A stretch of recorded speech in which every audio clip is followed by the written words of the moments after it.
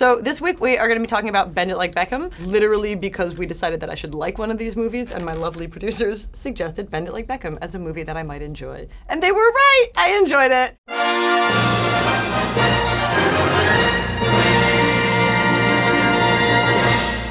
Have you gone mad? Huh? Football, shutterball. Your sister's getting engaged and you're sitting here watching this skinhead boy. First we are going to talk about the sportiness of Bend It Like Beckham. I really like the sportiness of this movie because they managed to develop like a lot of stakes around the soccer play that are not just like will they or will they not win the big game. It introduces this whole idea of like how the UK doesn't have like a strong women's soccer program, even though people love football over there, and so they would have to come to the US in order to play. A lot of movies that are sports movies with female leads, the like salient point is like, she's so good, she can play with the boys. But I like that in this movie they sort of very quickly breeze past that issue. When Jules is introducing the team to Jess, she mentions that like, oh yeah, we used to play on these like lower level boys teams, but we wanted our own team, which makes a lot more sense than like celebrating the one standout female who might be able to make it with the boys. I spent a lot of time trying to figure out if the guy walking through the airport at the very end of the movie is actually David Beckham or just like a guy with a buzz cut. But while I was doing that, I went down like a whole rabbit hole of the soccer in this movie and found out that Keira Knightley actually learned to play soccer for this and was super good. And her coach was like, yeah, she could totally go pro at like playing soccer, which maybe is what she's doing now, because has anyone heard from Keira Knightley lately? Someone should check on Keira Knightley, because I don't think she's done anything since Atonement, and I'm concerned that Pirates of the Caribbean destroyed her will to live. That's it. No more football. Let's talk about the plot.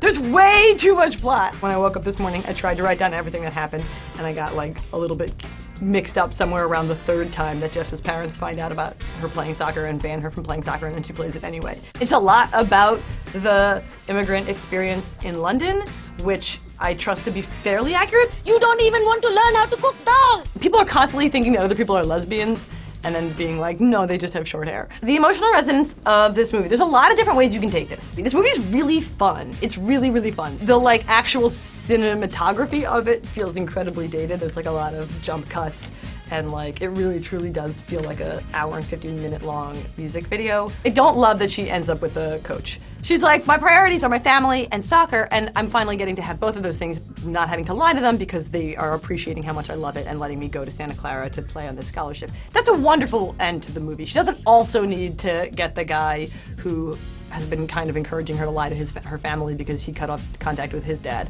Parents don't always know what's best for you, Jess. I was particularly touched by the relationship between Jess and her sister.